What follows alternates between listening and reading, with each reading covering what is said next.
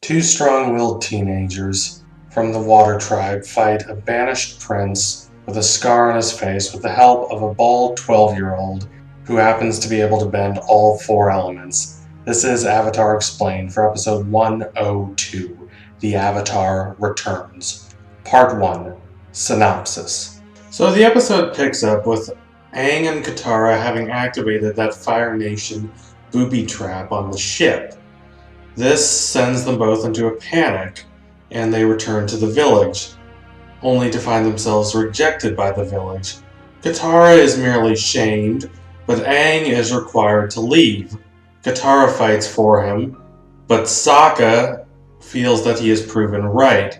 He feels that all his suspicions about Aang have been confirmed, and he is the most adamant about forcing Aang to leave, though the rest of the tribe agrees with him. So Aang leaves, and after he does, Zuko comes to the village, looking for Aang.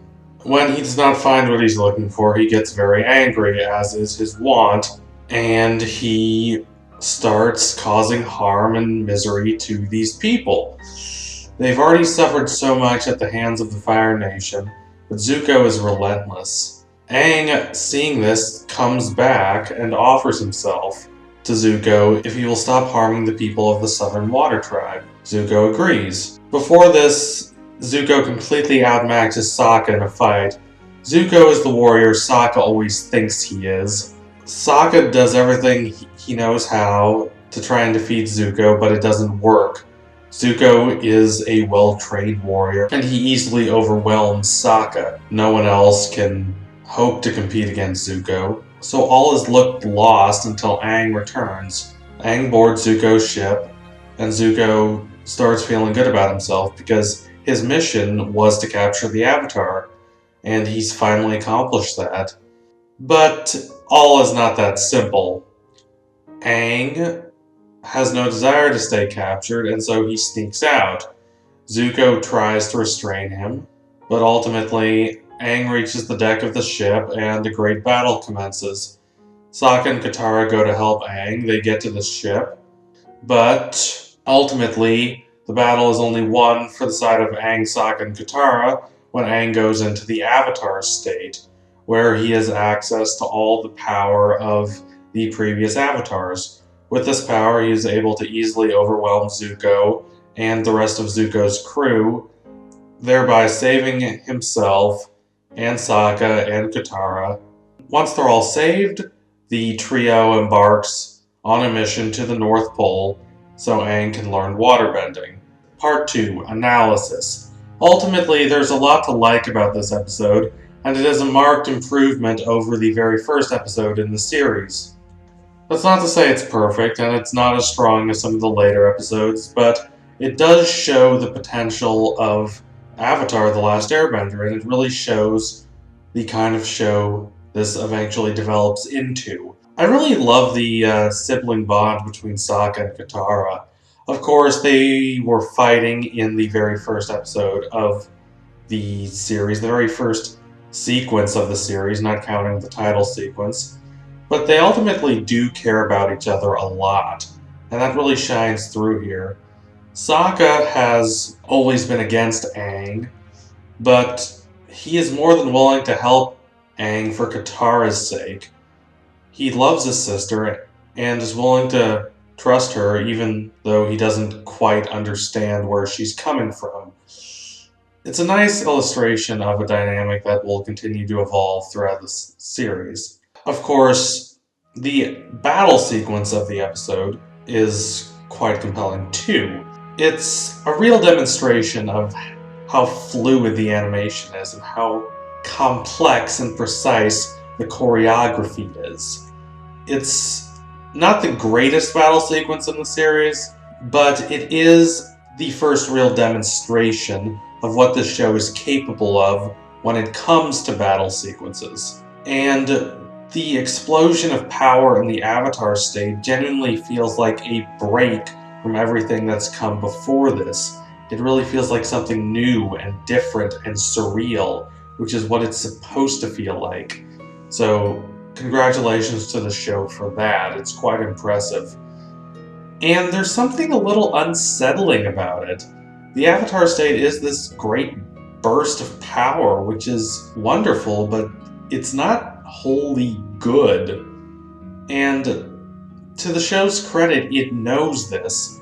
It would have been far too easy for the Avatar state to just become a sort of Deus Ex Machina whenever things get tough. Just break out the Avatar state and poof, everything's solved. But it doesn't do that. Instead, it views the Avatar state in a more cautionary light, and we'll see this continue throughout the series. It's a great power, but great power alone isn't morally good necessarily. The show has a unique perspective on the Avatar state, and it deserves a lot more credit than I've seen it get for that. But even before the Avatar state is used, there are some interesting dynamics here. I love how Aang's playfulness comes through in how he acts when he's trying to escape from Zuko. He's very clever and very sly. Aang is a pacifist. He doesn't like to fight, and when he does, it's never this straight-on, simplistic one-on-one fight. He always tries to use his intelligence and his wits and his interesting perspective to his advantage.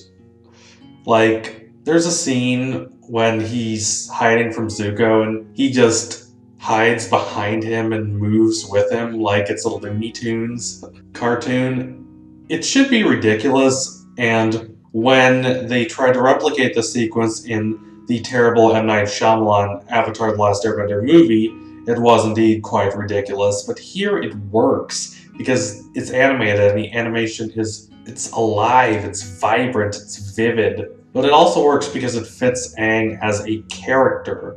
It fits his more non-traditional, more pacifistic perspective.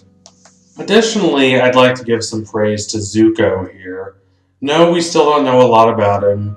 Yes, he's still this more one-dimensional antagonist, but there are some hints that he's more than that. That there's a lot more to him than what we've learned so far. He's a character very clearly under a lot of pressure and under a lot of stress. He's not acting wholly out of his own personal desire. He's acting out of what he needs to do. He's acting out of obligation. His entire fate rests on whether he can capture the Avatar. And that might not seem that interesting and objective at first, but what is interesting is how it affects him, how it weighs on him, how it constantly drives him and makes him this very cold, very unrelenting individual. Though a banished prince, he is trained nonetheless. He is very skilled, very sharp, and those skills and that sharpness are enhanced by how purely indomitable he is. He is a fearsome opponent. And of course, this makes their triumph over him more cathartic, more rewarding, and more interesting. Zuko may grow to be a character who's more than he appears to be in this situation, but it's still a great introduction to him, and I like how they are able to so easily make him menacing and ferocious and a genuine threat. Part 3. Context. So the struggle here is mostly good versus evil. You have a clear positive side, the Water Tribe and the Avatar, and a clear negative side, Zuko and the Fire Nation. This, of course, will not be as black and white later on. The Fire Lord himself is still this huge villain. He is still an overt antagonist, but the Fire Nation itself is shown in a more complicated light. A big part of the third season is spent just talking to these random Fire Nation people, just interacting with them and getting their perspective and really depicting that they're not just faceless villains. And I really appreciate that. Zuko, of course, becomes the most interesting character and has this very long and epic transformation. There's not a lot of evidence that he will undergo such a transformation here, but it is fascinating that they can introduce a character as such a menacing threat and manage to, over the course of the series, make him so sympathetic and so compelling. That's part of the reason why this show is as great as it is. Before Zuko himself has a transformation, there's a transformation in how the audience sees Zuko. But it can only be a transformation if the audience initially thinks of him as this menacing, dark, one-dimensional villain. And so that's why he's presented like he is right here. As for the other characters, Katara really starts embarking on her character arc in this episode. This is where she finally gets to start on her journey to the North Pole. She wants Aang to learn waterbending, but she also wants to learn it herself. She's always felt very connected to her bending side, and she wants that connection to be furthered. She wants to become as good as she knows she can be. If she stays here in this village, there's nothing for her. It's a dead village, pretty much. There are only a few people left. All the men have gone to fight the Fire Nation, and there are no water benders in the tribe. She can only hope to grow as a person if she leaves, and that's exactly what she's doing. Sokka also transforms quite significantly throughout the course of the series. When he starts, as we've seen in these first 2 episodes, he's this very macho dude. He thinks he knows everything about the world, but he really doesn't. And a big part of his character arc is him learning that and him growing as a person in accordance with what he has learned. We see in this episode he refers to the Fire Nation in a lot of very dehumanizing terms, which is justifiable considering what they've done to his village, but it still shows how much he has to grow. Throughout the course of the series, his hatred of the Fire Nation as a whole diminishes as he really learns the complexities of the situation and concentrates on making the world better for everyone, citizens of the Fire Nation included, who are under this oppressive regime of Fire Lord Ozai. And that's a process that takes a long time, and it's very gradual, very subtle, and I give the show credit for that. But it is quite jarring as someone who has watched the person who Sokka becomes by the end of the show and see him back at the start referring to the Fire Nation in these very simplistic good versus evil terms. It just shows how compelling the show can be at evolving its characters, even when it doesn't call attention to how it is doing so. So thanks a lot for watching. These first 2 episodes are really more like one long episode that introduces the show as a whole, with the first half being the more exposition-filled, more introductory part, and this being the more cathartic, more action-fueled, more exciting second part. Together they really form the foundation of the show that it will build off of from this point forward.